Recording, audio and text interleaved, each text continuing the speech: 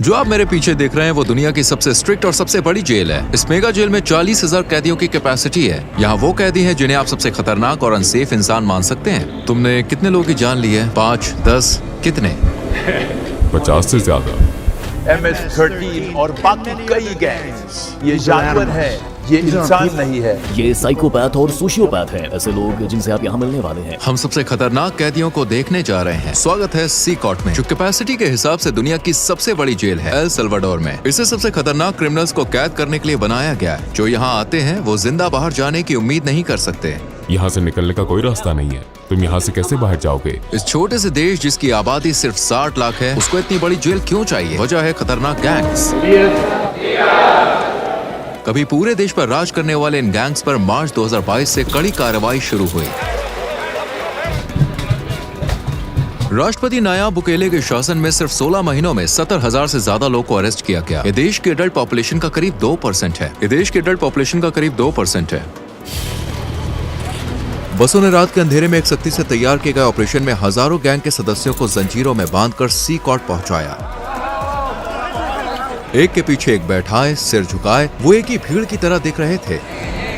हथियारबंद गार्ड से घिरे होने के कारण उनमें से किसी ने भी आदेशों का विरोध करने की हिम्मत नहीं करी। एक ही दिन में उनकी जिंदगी पूरी तरह से बदल गई। हम यहाँ के सबसे खतरनाक गैंग लीडर का इंटरव्यू भी करेंगे।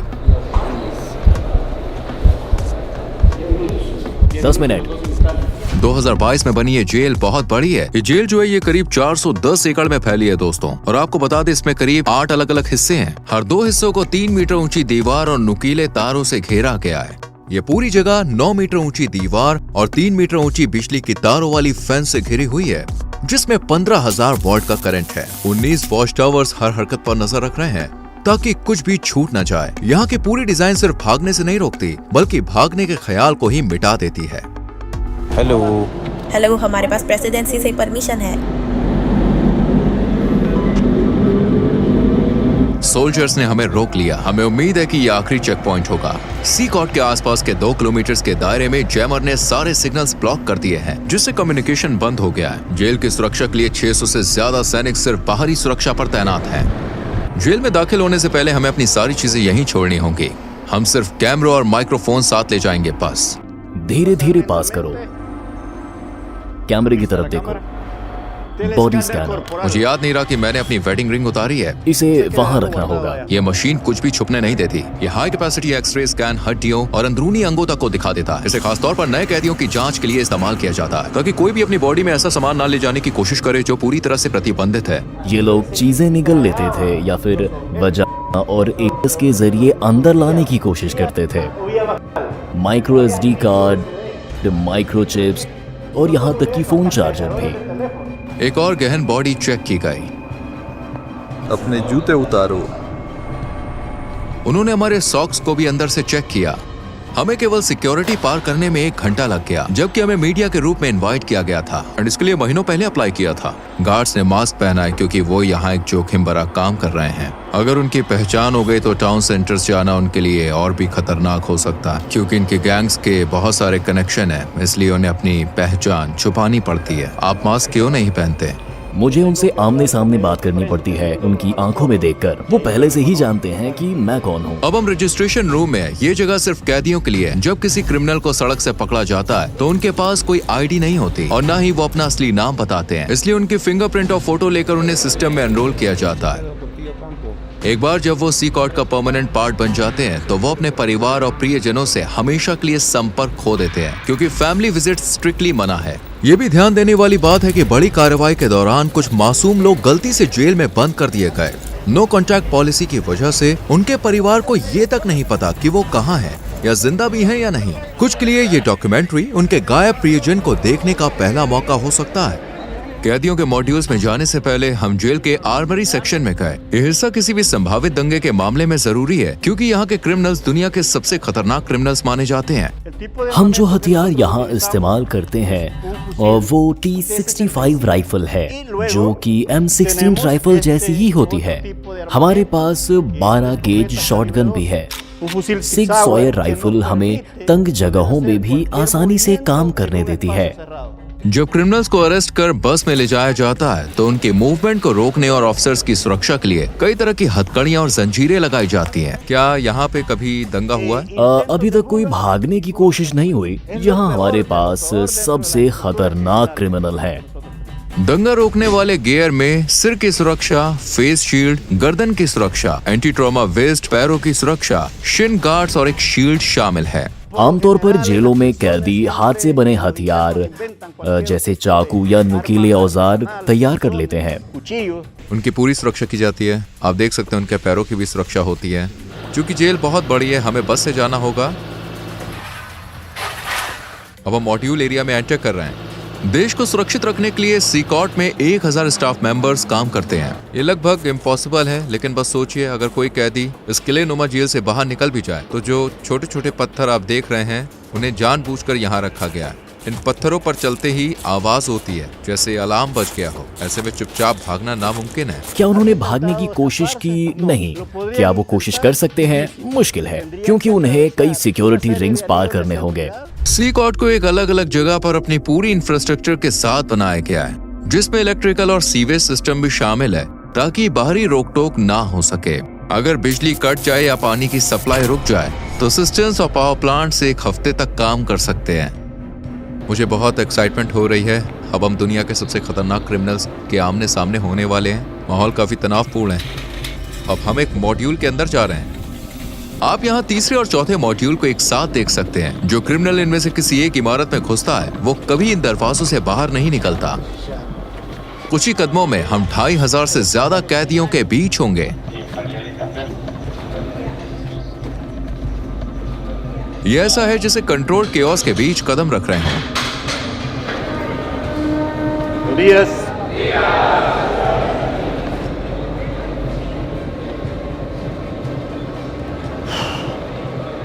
उनकी सारी नजरें मुझ पर हैं। वो मेरे हर कदम को देख रहे हैं। मैं उनकी आंखों से नजरें मिला रहा हूं।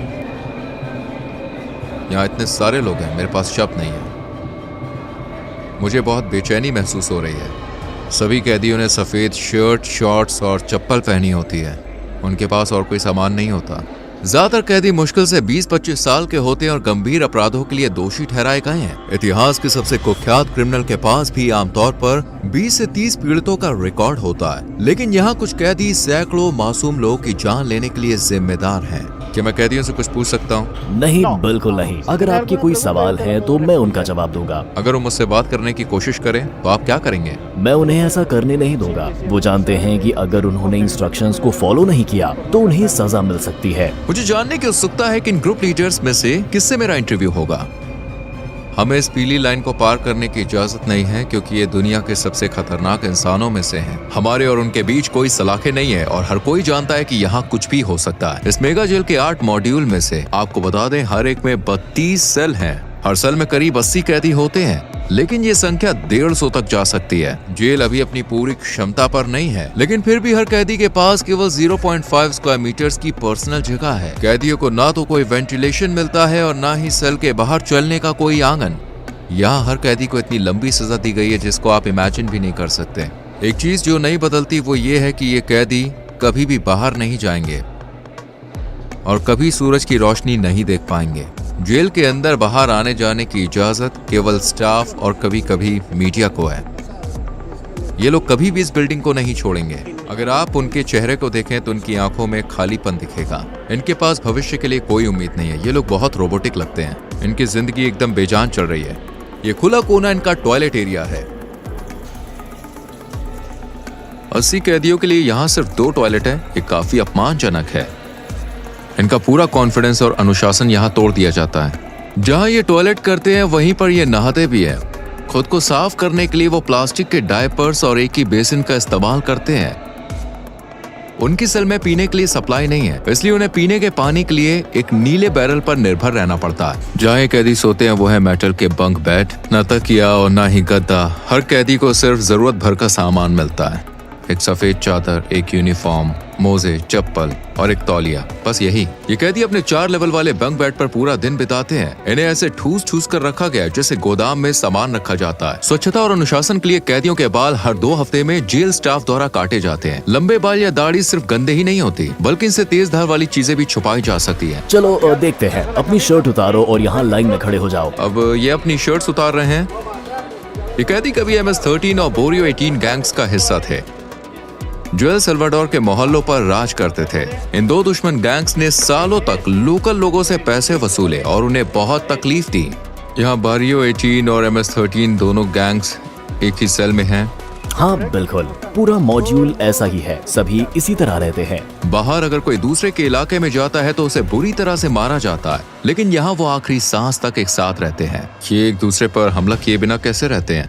इन्हें साथ रहना सीखना पड़ता है। यहाँ ये जेल में है, सड़क पर नहीं। ज्यादातर कैदियों के शरीर पर यहाँ तक कि चेहरे पर भी टैटू है जो उनकी गैंग की वफादारी को दिखाते हैं। MS-13 के लिए टैटू में आमतौर पर शुरुआती अक्षर या नंबर 13 होता है। दूसरे गैंग के मेंबर 18 या 666 जैसे निशान इस्तेमाल करते हैं जो 18 तक जोड़ते हैं और शैतान का प्रतीक माने जाते हैं, या रोमन नंबर्स का इस्तेमाल करते हैं। चेहरे पर गैंग टैटू होना इस बात का साफ संकेत है कि वो संगठन के सबसे बेरहम और बड़े मेंबर्स में से एक हैं। सड़क पर ऐसे व्यक्ति से टकराना मौत को सामने देखने जैसा है। मकड़ी के जाल का टैटू रिप्रेजेंट करता है कि व्यक्ति न्याय व्यवस्था के जाल में फंसा है और लंबी जेल की सजा काट रहा है। शैतान के सींग वाला टैटू अंधेरे का प्रतीक है जो इन लोगों के शैतान की पूजा करने को दर्शाता है। कुछ तो यहाँ तक दावा करते हैं कि उन्होंने अपने काम शैतान के आदेश पर किए हैं। आंसू की बूंद वाला ये टैटू दर्शाता है कि उस व्यक्ति ने किसी की जान ली है। अगर 3 आंसू हैं तो इसका मतलब है कि उन्होंने इतने लोगों की जान ली है कि उनको अब इस चीज की गिनती भी याद नहीं है। अभी हंसो बाद में रो वाक्य वाले जो मास्क हैं या फिर जो जोकर के टैटू हैं, वो ये संदेश देते हैं कि मुश्किलों में भी मजबूत रहो और परिणामों का सामना बाद में करो। क्या ये सभी लोग वाकई में इतने ज्यादा बुरे हैं?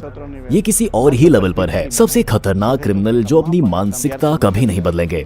अगर आप ऊपर की ओर देखें तो वहाँ एक कैटवॉक एरिया है। गार्ड्स लगातार इस ऊंची जगह से कैदियों पर नजर रखते हैं। अगर कुछ भी संदिग्ध होता है तो वो तुरंत कार्रवाई करते हैं। इसके अलावा कैमरों का एक बहुत बड़ा नेटवर्क हर कोने पर 24/7 नजर रखता है ताकि कुछ भी छूट न जाए। मॉड्यूल्स को दिन रात रोशनी से भर कर रखा जाता है। जब सूरज ढल जाता है तब भी लाइट्स हर वक्त जलती रहती है। कैदियों पर लगातार नजर रखी जाती है। मुझे लगता है ये यहाँ होने वाली सबसे मुश्किल चीजों में से एक है। जब वो सोने की कोशिश करते हैं तो अपनी आंखों को रोशनी से बचाने के लिए तौलिए से ढक लेते हैं।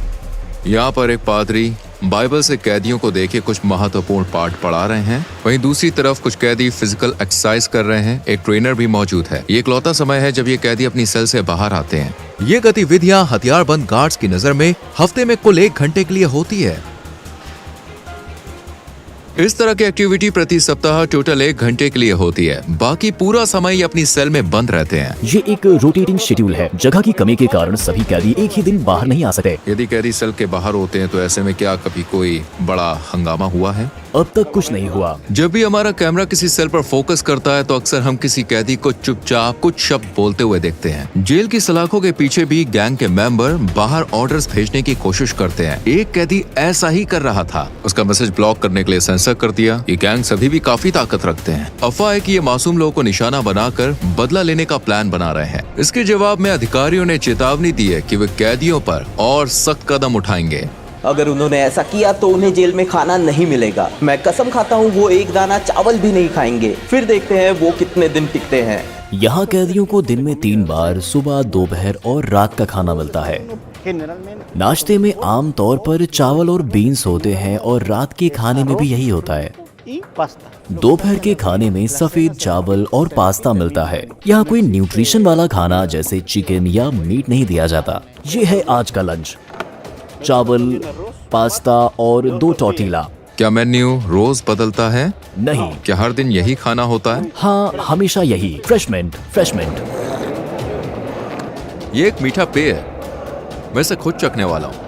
कैदियों को अपने हाथों से खाना खाना पड़ता है और खाने के बाद अपनी प्लेटें साफ करनी होती है। प्रोटीन की कमी वाली इस डाइट के कारण इनमें से कई को न्यूट्रिशन की कमी की समस्या हो सकती है। हम कैदियों के साथ इंटरव्यू शुरू करने से पहले आपको एक ऐसी जगह दिखाना चाहते हैं जो अब तक देखी गई जगहों से भी ज्यादा खौफनाक है। ये है आइसोलेशन सेल एरिया। जब कैदी कानून के मुताबिक कोई नियम तोड़ते हैं तो उन्हें इन आइसोलेशन सेल्स में भेजा जा सकता है। कानून मुझे इन्हें 15 दिनों तक यहाँ रखने की इजाजत देता है। इन सेल्स के दरवाजे पूरी तरह से बंद होते हैं। इस ग्रिड से मैं इन्हें देख सकता हूँ और पहचान सकता हूँ कि अंदर कौन है। यहीं पर हम इन्हें खाना देते हैं और दरवाजा खोलने से पहले हथकड़ी लगाने के लिए इस स्पेस का इस्तेमाल करते हैं।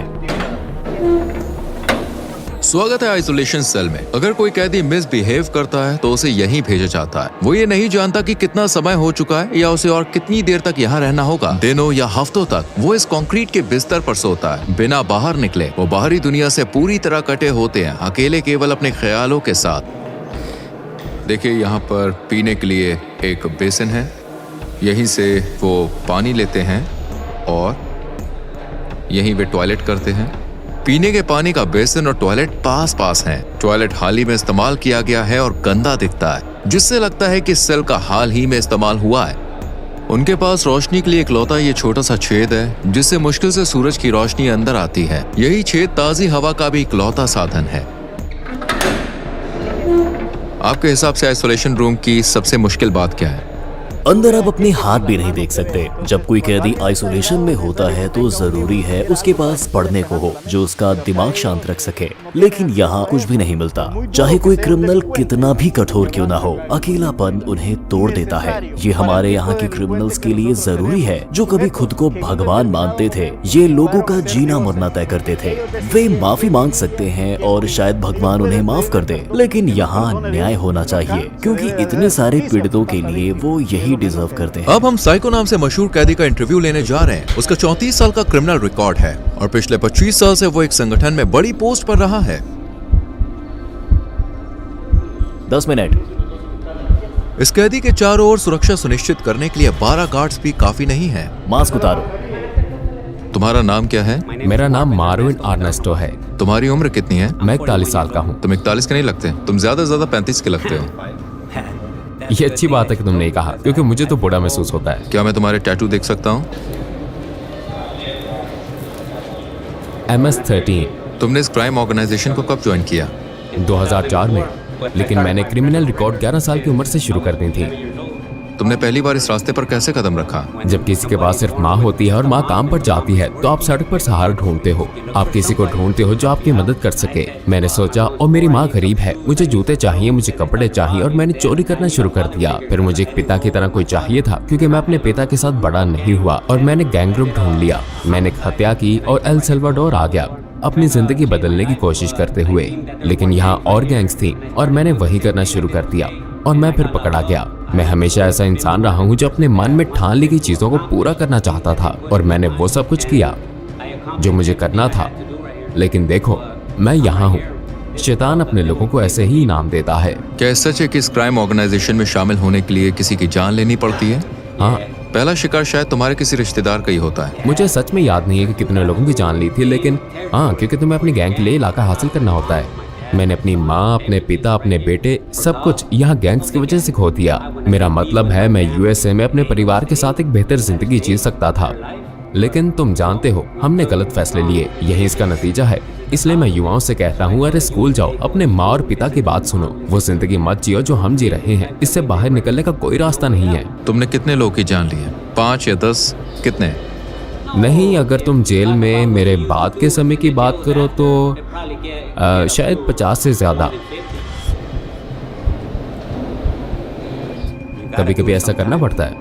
वक्त के साथ तुम इतने निर्दयी और पत्थर दिल कैसे बन गए? मैं सच में सवाल का जवाब नहीं दे सकता। सिकोट में रहते हुए अपने परिवार को कभी ना देख पाने के बारे में तुम्हें कैसा लगता है? मुझे बहुत बुरा लगता है, क्योंकि मैंने अपने बेटे को आखिरी बार तब देखा था जब वो 5 साल का था, और अब वो 21 साल का है। मैं उसे देखना चाहता हूँ। मैं उसे कहना चाहता हूँ, सुनो, वो गलतियाँ मत करना जो तुम्हारे पिता ने की। एक बेहतर जिंदगी की तलाश करो। जिन लोगों को तुम्हारे कारण नुकसान हुआ, वो भी अपने प्रियजनों को कभी नहीं देख पाएंगे, और तुम भी अपने परिवार को नहीं देख सकोगे। किसी को याद करने की भावनाओं से कैसे निपटते हो? मुझे बुरा लगता है। कभी कभी, जैसे मैंने बताया, मैं अपने बिस्तर पर लेटता हूँ और बहुत सी चीजों के बारे में सोचता हूँ। कभी कभी मैं रोता हूँ और कहता हूँ, तुम्हारे जिंदा रहने की प्रेरणा क्या है? एक दिन अपनी जिंदगी बदलना और भगवान को पाना। मैंने भगवान से कहा मुझे माफ कर दो, मुझे माफ कर दो जो मैंने किया। ठीक है।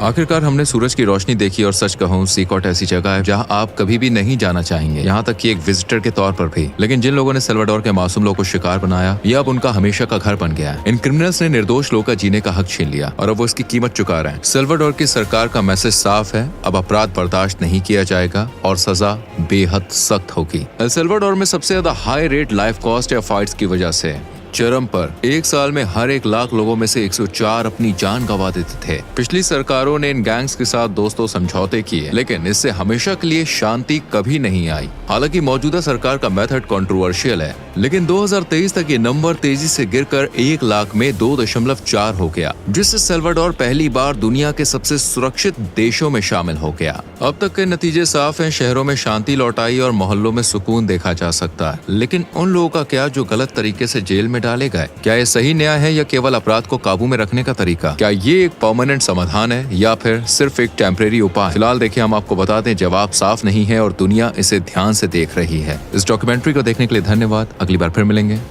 सब्सक्राइब करना ना भूलें। रूही सेनेट यहाँ था।